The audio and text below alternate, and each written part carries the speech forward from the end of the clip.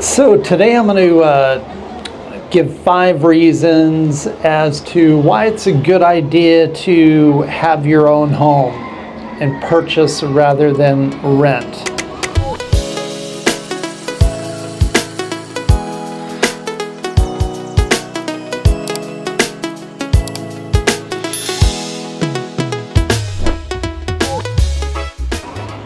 Okay, so the first reason on here would be when you own your own home, it gives you a feeling of security, and you can feel more relaxed without worrying about eventually without worrying about making mortgage payments. And as you get into your retirement years, if you are still renting, and depending on where you live, if you're still renting and let's say you have you're in California, for instance, if you don't own your home there and you go to retire, that rent payment may be, it could be a couple $1,000s per month. It could be $2,000, it could be $3,000, depending on where you live, or maybe it's even just $1,500 or something. But if you're retiring on Social Security or a small pension or something like that, and you still have a rent payment like that, and gosh, that's a huge chunk out of your retirement. And so these items that I'm going to cover here, they pretty much apply to anywhere in the world. So a lot of people will say, well, gosh, if you're living, in Southeast Asia, if you're in the Philippines or Thailand or Brazil, wherever, they'll say, oh, gosh, rents are so cheap, it doesn't make sense to buy. And to that, the only thing, that I can say is it's pretty rare that rents ever go down. And in the U.S., for instance, I'm just going to give a quick example of what can happen. There was a couple in Stockton, California, and they were an older couple. And they rented for many, many years. They were paying about $200 per month in rent, which was extremely low. Everybody else is paying, at the time, they were paying $700, maybe $800 per month for rent. They rented a small 3-bedroom, 2-bath home. Anyway, so they were there, and they were, everything was great. They're only paying $200 a month, which is fantastic. And so they continued to rent for about 10 years. Well, anyway, the owner of that property, she eventually, she passed away. The property went to her kids. And then she decided, the kids decided they wanted to sell, because they wanted to get the money from the property. So they decided to sell the property, and now, the normal rents were way up. They were, the rents were like at $900 at the time, I think, when they eventually sold. So here this older couple had been only paying $200 a month for 10 years, basically.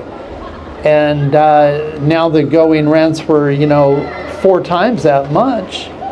And they could not afford to pay that payment anymore, So long story short is that because they continued to rent and continued to rent and rent and rent, when they finally were at the age where they're hoping to retire and stuff, they rents were sky high, and they had to move. And so what could have been a good situation for them had they purchased when those prices were low it turned into a terrible situation because at this point they're pretty much going to retire in poverty. They're not going to have any money left for food or anything after they pay their rent, and they no longer could qualify for a mortgage on purchasing a home. So anyway, that's to me, that's a really good thing to keep in mind. If you're somebody that keeps putting off owning a home for years and years and years, it just, to me, it's a bad call. It's a bad way to go, and it's going to have a really negative effect on your future. Now, these are just my opinions, but I've seen this happen quite a few times. So anyway, that's one advantage of owning rather than renting. And if you're somebody looking at moving to the Philippines or Thailand or some other country where the prices are cheap, rents are still really cheap, don't think, you can think whatever you want, but don't think that those prices are always going to remain low. Sometimes I'll post these videos, and maybe there's a $20,000 a month rent, 20,000 peso per month payment, or 30,000 pesos a month payment by the ocean. And then I'll get the comments, oh man, this is crazy, I wouldn't pay that much. You're out of your mind to pay $500. Well, if you think that the prices are, always going to remain at $200 per month US in these different countries, just because they were that, 5-10 years ago, well, think again, because you're not being realistic. I believe. This is all my opinion, so tell me what you think. And then I hear the people say, well, there's so many condos being built, it's going to keep those prices down. And that would be the case if there weren't people buying those condos and renting them out.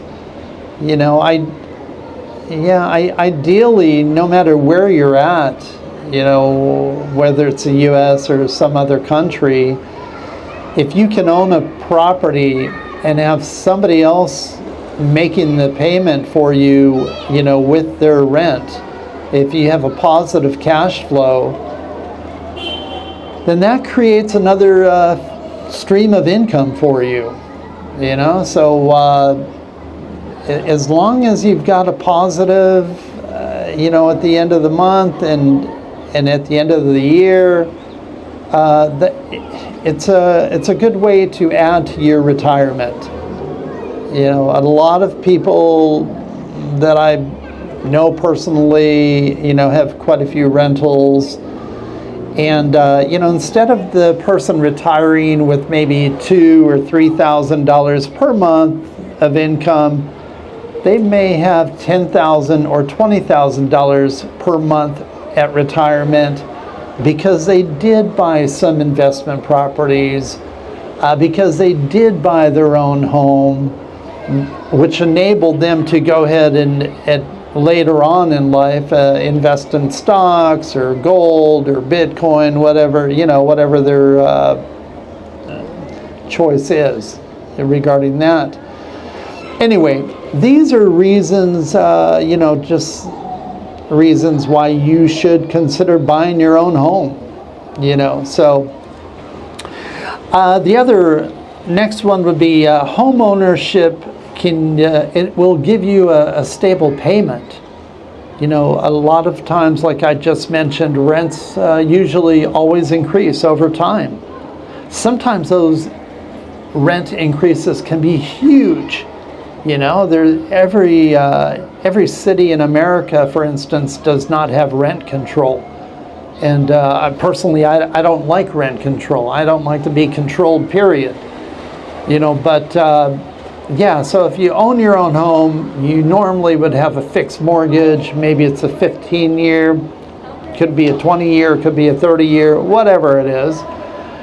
It's typically a fixed payment. If, I mean, there are adjustable payments out there, but for me, I don't like those. A fixed payments, for me, is the best way to go. That way you always know what your payment's going to be. Granted, you can have homeowners insurance can go up, which in some places like Florida, it's gone sky high. California could be going way up too with the forest fires and stuff like that. It can really make a difference. So, but all in all, I think home ownership is definitely the way to go, because even if somebody has a high insurance rate, well, then they're just going to have to, absorb that and get that money back by increasing their rents. So yeah. At the final, in the end game, I guess you could say, it's still better to own. These are just my thoughts. Okay, there are different reasons why you wouldn't want to purchase. But right now I'm just going to cover the reasons why it's a good idea. One other thing is, when somebody buys their first home, a lot of times they're not getting the ideal property that they want. They want that something that's a really, really nice in a good neighborhood. They usually want 50% more than what they can afford. So the main thing is getting into that first home. Sometimes you need to make sacrifices. So one of those sacrifices that I personally made when I bought my first home was I got roommates. So I had 2 roommates. At the time I was single, and it just makes it to where you can afford to make that payment. Then eventually you get equity in that house, and it may take a few years or so, but it's a good way that enables somebody with a lower income to get into their first home. There's also different loan programs out there that are available to help first-time buyers qualify on their first home. But eventually it depends on how much what do you feel comfortable with paying out of your pocket. And that's where the roommate thing can really help, So granted, now sometimes people say, oh, I can't have roommates. And it's like, do they feel like they can't have a roommate because they're going to be embarrassed by what their friends think about them? Or is it because, who knows, why they can't have roommates? But I believe no matter what you're doing in life, you need to make sacrifices in order to get ahead. So if you really want to get into your first home, then you're going to have to make sacrifices. You may have to not go out to eat as much. You may have to stop your gym membership. I don't know. It depends what your life is like. You may have to cut down on going to bars or something like that. So everything's not perfect in life, and I do feel like no matter what it is you're trying to attain, you're gonna have to make sacrifices. All right. The next benefit of home ownership would be the tax benefits. In most states in the U.S., there are tax benefits to home ownership. So, depends on the state, and you'd have to consult with a tax expert on that. But usually there's tax benefits if you rent the property out, you can sometimes claim depreciation, which offsets the rental income. You know, if it's your own home and you're living in it, sometimes you can deduct the interest. So it just depends on your situation, but there can be tax benefits, and yeah, it depends what state you're in and what your personal you know, income levels are and that kind of stuff. So anyway, yeah, that's a big one. And the next one would be customization, you know, or making the property, making you feel comfortable in your own home. You know, if you want to paint the walls purple or pink or silver, whatever you want to do, you can do that if it's your own house. But if you're renting, then every little thing that you do to that house, you need to check with the landlord to get their approval. And probably have something in writing, or, you know, so you actually have proof of the approval. Don't, you know, don't go painting the inside of the house without approval, you know. So it's nice to be able to decorate it the way you want, change the colors, change your landscaping, do whatever you want. It's your own property, and that's a nice feeling, you know. So yeah.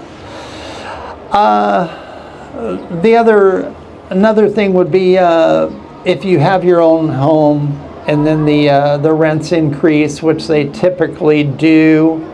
If you decide to keep that home, let's say as an example, you've been in that house for 10 years, and then maybe you decide that, you know, you want a bigger house. So then you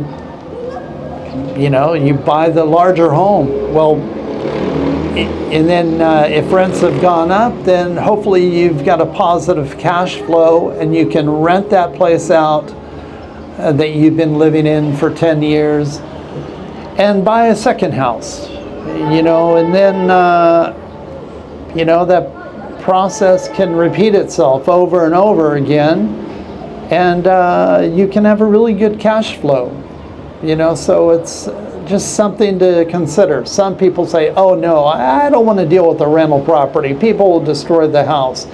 That happens sometimes, you know. So it's just, I don't know, I don't want to say it's part of life, because it's not.